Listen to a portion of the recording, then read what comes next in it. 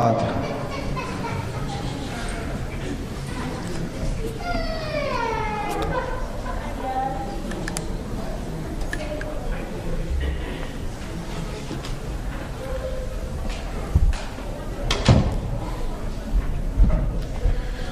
الله ونعم الوكيل نعم المولى ونعم النصير أعوذ بالله من الشيطان اللعين الرجيم بسم الله الرحمن الرحيم الحمد لله رب العالمين والصلاة والسلام على أشرف الأنبياء والمرسلين سيدنا ومولانا أبي القاسم محمد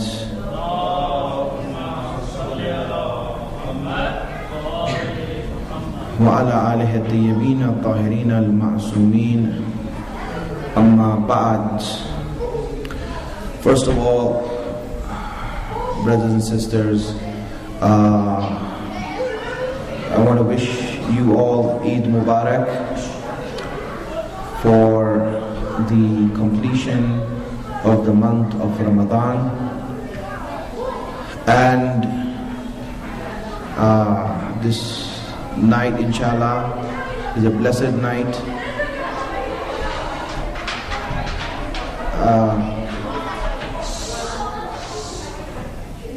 A night of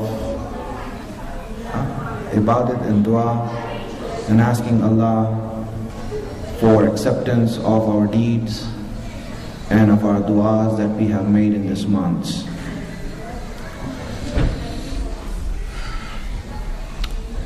Just a few words to conclude our topic that we had for the past some days, which was regarding the system of government in Islam.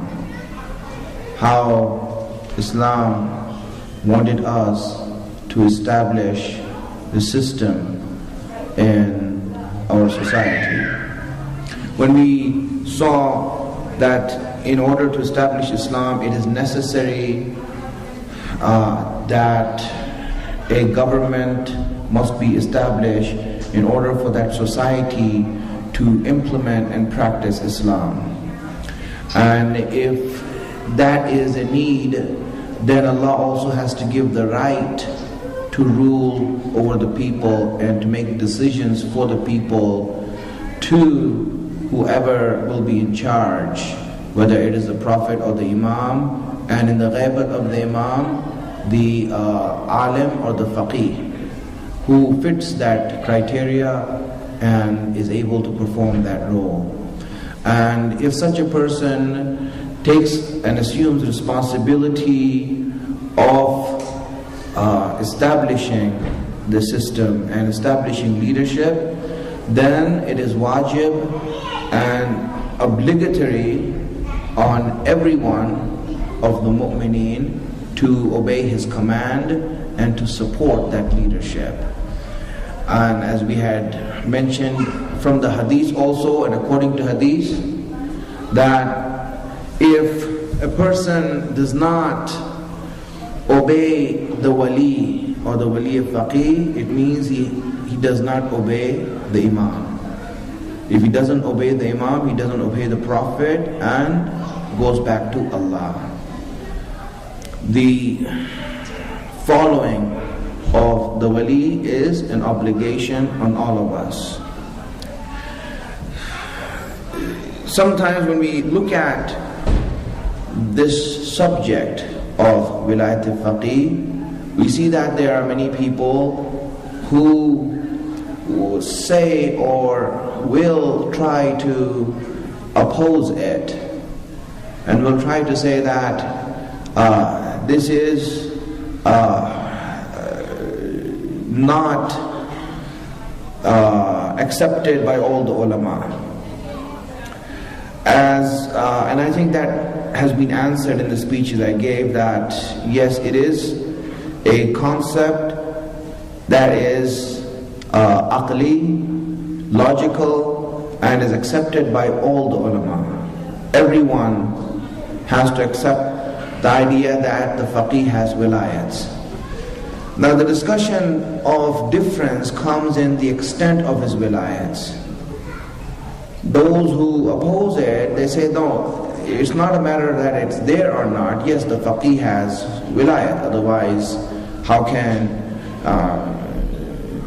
a marja claim to be a marja or give fatwas, and how can the people follow his rulings if he doesn't have Wilayat over them? So the Wilayat exists, but they say that it only exists to the extent of two things. It exists until the extent of two things. One is that the marja can give fatwa, the alim can give fatwa, and that he can collect homes. To these two extents, they say that this is the extent of his wilayats. Whereas the group that speaks about Vilayat-e Faqih, they say that no, it extends also to government. Meaning that if the fatwa, which is for the individual, and the homes, right, if that is the only situation, then more important than that is to establish and organize the affairs of the Muslims. And more so, and more importantly, the wilayat should extend to that. In the sense that if he's not going to organize the affairs of the Muslims, then who is going to organize it? Some jahil is going to come and lead us and be our leader? And that's what's happening in Muslim world right now. We see all of these people, politicians, become rulers, and at the end what happens is what you see. Is this what Allah wanted us to be? To always be under those who are jahil and those who are ignorant and those who are kafir? So obviously the fact is that the wilayat of the faqih must extend to hukumat also, and that he has the right to make decisions for others and organize the affairs of the Muslims. This is also what we had went through. Now, I want to go to a more, you can say a different angle of this subject. If you had remembered in one of the speeches I said that there are two powers any government in the world needs in order to establish itself as a government. Two things I said. One is the support of the people.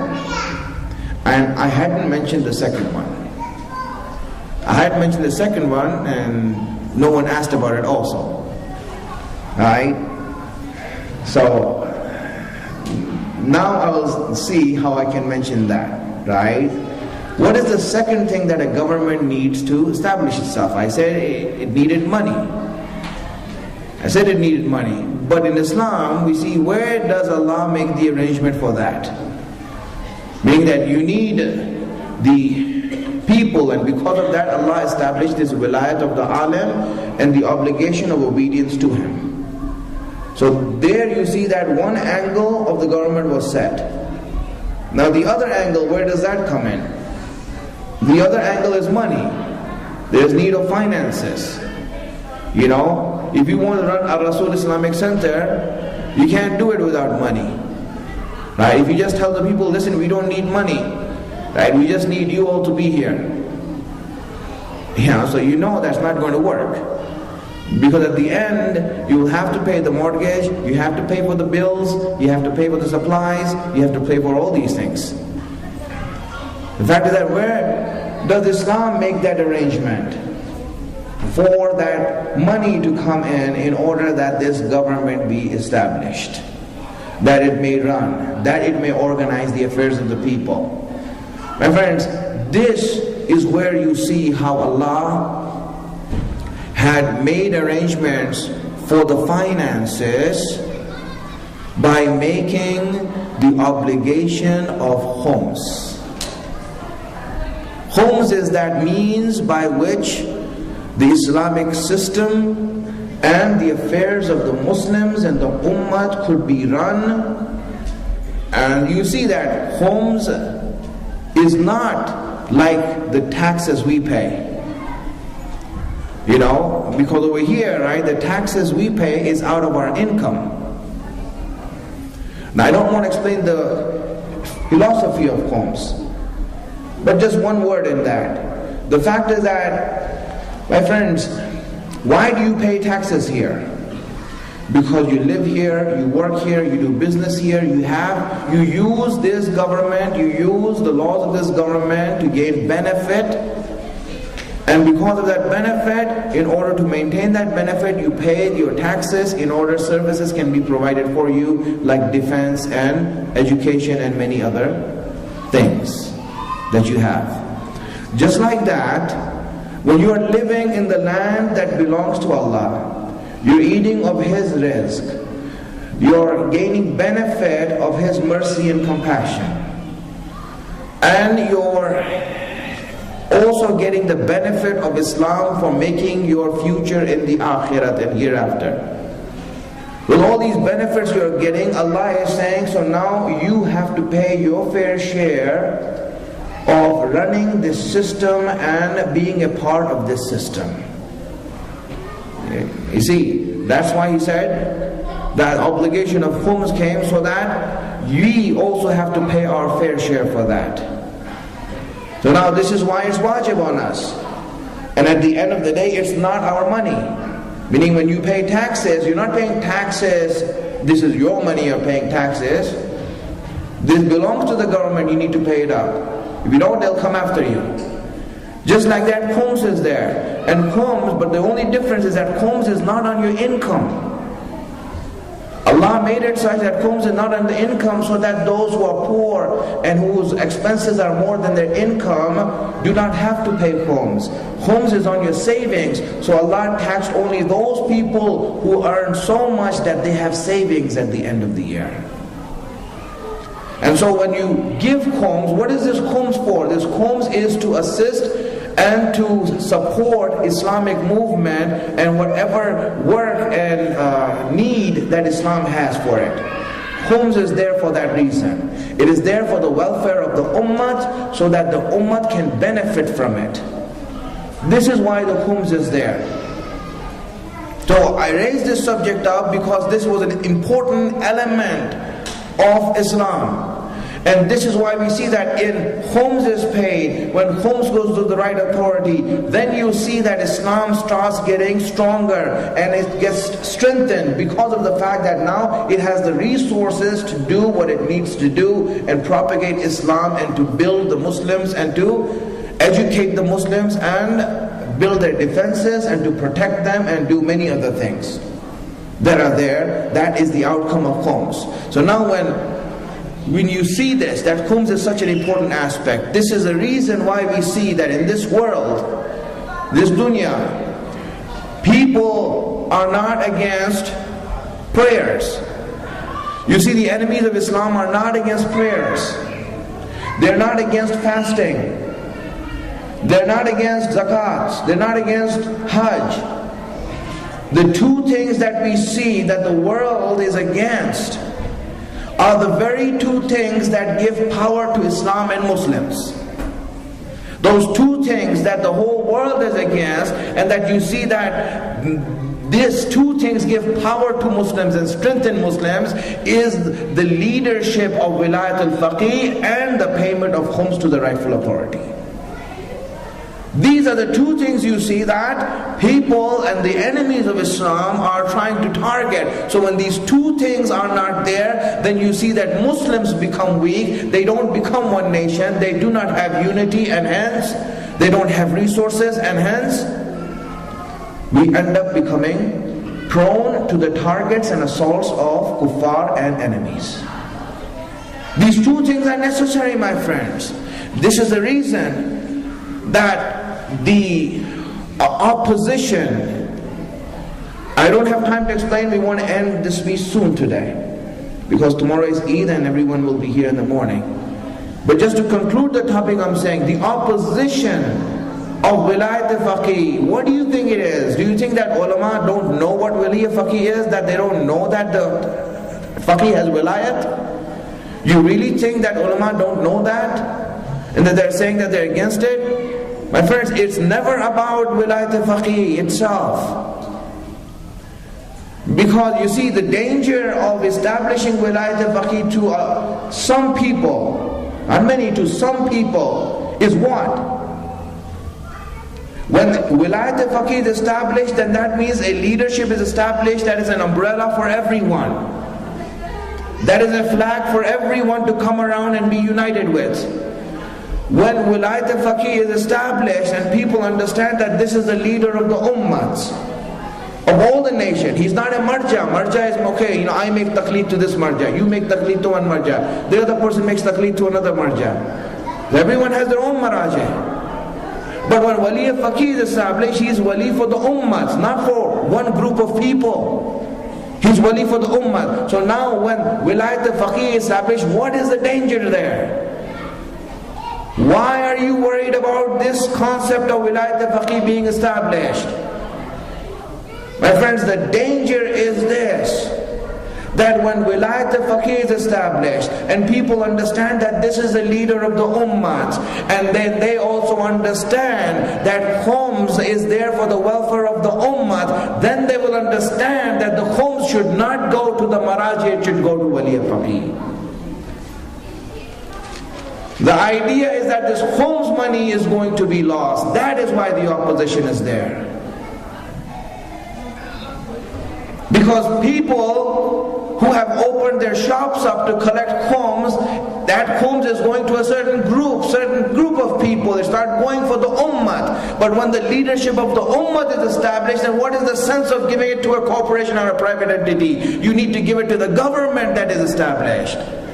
Because the government is that which is taking care of all the people.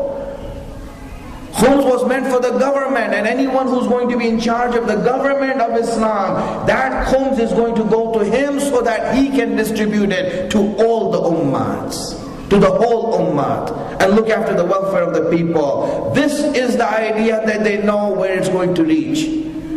You see, at the end what will happen is the khums money that's going to stop from these little shops that have opened up. These little things that are opened up. You see, what happens is that, when you see this flooding and natural disasters happen and all these things happen. I just read, like recently, that this 9/11 happened, and, whenever these things happen, the government organizes a relief effort in order to relieve the people of that natural disaster, whatever this is. In Pakistan, you had this flooding that happened last year. Thousands of people were killed or left homeless. So now when that happened, you see that there's an official relief system, this and that. But on the other hand, you have these other people who take advantage and opportunity of that and open their own shops and say that this money is going for the relief over there, and they start collecting money. Now what does that do? When these people collect money, one, that money is going to them and not to the people, and two, it is weakening the effort of the government in trying to relieve the people and help the people. You see, this is what happens. The idea of khums is that the khums is for the ummah. It is for all the mu'mineen, for their welfare, for their education, for the well-being of Islam and the movement of Islam. So now when one leader is established, if we all accept that, then you see the idea, the natural sense is that to give the khums to him so that he can run the government of Islam and of all the mu'mineen together. This is the danger, my friends. The opposition is not because, this wilayat is mutlaka, ghair mutlaka. All of these things are nonsensical arguments. They have no sense in these arguments. The real issue is that the khums is going to be lost. That the khums will now go to the government instead of going to these private entities. That's what's going to happen. And because of that, the opposition is there to destroy the concept of Wilayat-e Faqih. Don't let it get established, because once it gets established, then the doors of our khums is going to be finished. If the Islamic hukumat is established, if the Imam comes back here, what do you think? If the Imam is going to come back over here and rule the world, and we all have to give khums, so when we give khums, who are we going to give it to?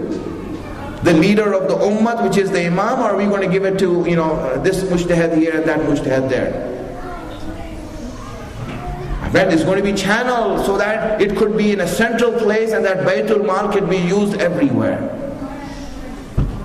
Wherever it needs to be used, wherever is the most appropriate, that's up to the leader to decide.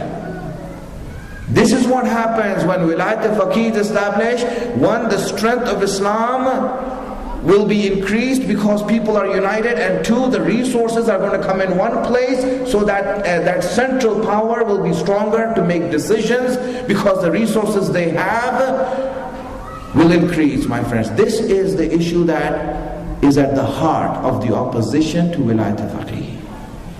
That is what's at the heart of Wilayat-e Faqih.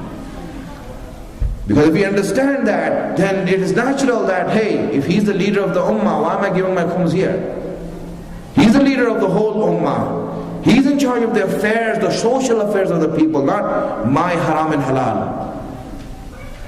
He's in charge of the organizing all of us. So obviously, the sense would be that I would give that khums to the central authority and say that this is for you, in order that it can be a resource to you so that you can establish Islam. This is what is at the heart of the issue, my friends. Something for us to ponder over and understand. Because as I explained, Wilayat-e Faqih is not only from our ayat and hadith, it is an aqli issue. It is an issue that makes sense. It is an issue that, is a necessity. Just like imamat is. Imamat is necessity. Just like that, the wilayat of the faqih is necessity. It is there. And hence these are issues that are at the heart of those who oppose it. Otherwise there is no aqli dalil anyone has against it and say that, we don't believe in this. So what do you believe in? That the jahil should rule us? That the ignorant should rule us? No, but what? So you would rather have your president who's a jahil to roll over the alim, who's the faqih, who's the mujtahid? Then what does it mean? There is no aqli dalil against Wilayat-e Faqih. The concept is logical, the concept is reasonable, and also from the Quran and Hadith. The issue is that these stores, these dukkan that they have opened up to collect khums, that is going to be stopped. That is going to be stopped. And when that stops, there's no 401k plan they have. There's no retirement plan they have. This was the retirement plan. Right? So you're hitting at the heart of the matter, you're hitting at the retirement. That's what you're hitting at. But the issue is that, listen, just because of your plan, the ummah is being hurt. We as a nation are being hurt. We as a collective group of mu'mineen are being hurt. Just because you're opposition, because of your own personal gains. This is what's at the heart of the matter, my friends. This is what we need to think about. And if mu'mineen can gain ma'rifat of that, then they will understand that, listen, enough is enough. We need our imam to come back. We don't want to joke around with Islam anymore. We don't want to play around with Islam anymore. Khums is there to strengthen Islam. And our job is to do two things with khums. My friend, when it comes to khums, there are two things that is your obligation towards khums. Other than paying and all that, I'm not talking about that. Ideologically, I'm saying. And look at it reasonably and look at it logically. Two obligations you have towards khums, my friends. What are those obligations? One, your first obligation towards khums is to see how you can increase it. How can you increase that Baytul Mal? How can you make that more stronger? That's your first obligation. Your first obligation is to increase the khums and increase the Baytul Mal and the resources of the Imam. And the second obligation you have is that anyone who is hurting and harming and causing damage to that Baytul Mal, to the khums, fight against them and oppose them. Oppose them and say, what are you doing? Why are you stealing the wealth of the Imam? Why are you taking the wealth of the Imam? My friends, when you see someone hurting that Baytul Mal and the wealth of the Imam, stand up against it. This is your obligation. Because this is the money of the Imam, this is the wealth of the Imam, it has to be used only in his way and for the proper reasons through the proper channels. This is what your obligation towards Baitul Mal is. And this is why you see the concept of Wilayat-e Faqih is being attacked. It's being attacked because of this reason. Because of this reason. Because that's at the heart of the issue here, heart of the matter here. Because when we understand the Wilayat-e Faqih, then you will understand also that the wujuhat of Islam that are there for the ummah, not for a group of people, has to go for the leader of the ummah, to one who's running the government. So this is, inshallah, we will end over here. Tomorrow is Eid. On a note, just the fact that those who don't know yet, tomorrow at 9 o'clock we'll have the prayer here. Zakatul Fitr is $10 per head, and you know the boxes are here, inshallah. And by morning when you come over here, you can, we'll inshallah collect that. I ask Allah subhanahu wa ta'ala to give us the tawfiq and the blessing to be on the right paths, to give us the wisdom to understand His guidance. Oh Allah, we ask you that all the amal and du'as that we have done in this month, accept them with a glorious acceptance. Oh Allah, whatever mistakes we have made in this month, please ignore those mistakes and help us to be right. Oh Allah, we ask you that these ibadat that we have done for the sake of Muhammad wa ali Muhammad, and through them, inshallah, accept these amal and ibadat from us. Oh Allah, we ask you to hasten the reappearance of our Imam and to make us his helper when he comes. Wa akhiru da'wana alhamdulillahi rabbil alameen. Salawat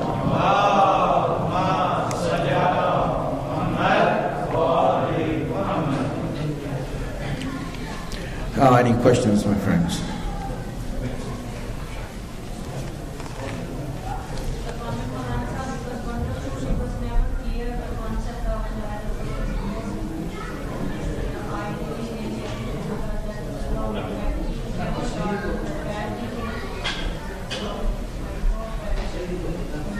Alhamdulillah. Maulana, there is a request. Somebody passed away in San Antonio, and his name is Abbas Ali Khurasani, and they asked us to read Fatiha for him. Inshallah, please read a Fatiha for Abbas Ali Khurasani, who has passed away. Inshallah, may Allah have mercy on his soul.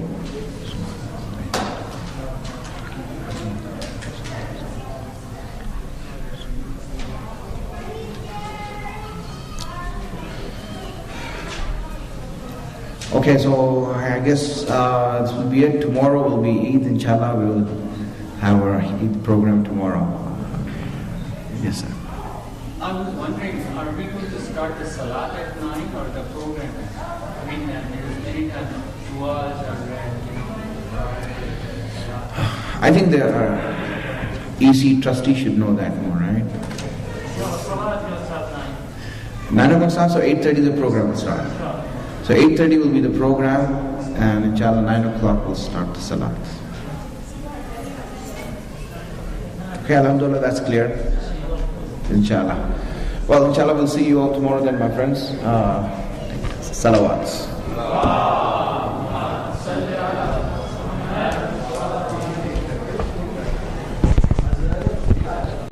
والصلاة والسلام على أشرف الأنبياء والمرسلين سيدنا ومولانا أبي القاسم محمد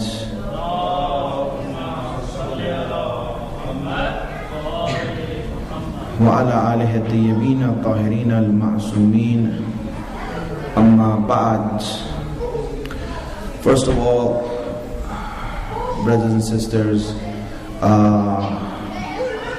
want to wish you all Eid Mubarak for in this month.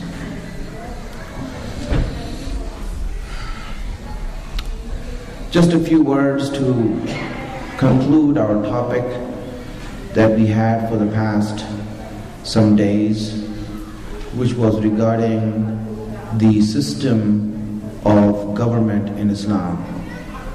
How Islam wanted us to establish the system in our society. When we saw the completion of the month of Ramadan, and this night, inshallah, is a blessed night.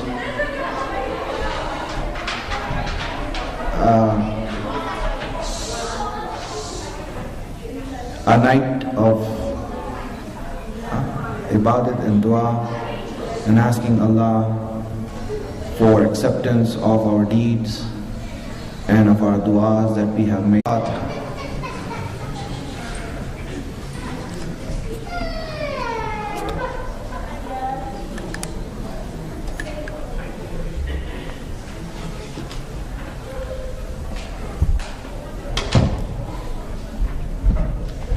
Hasbunallah wa ni'mal wakil, ni'mal mawla wa ni'mal nasir.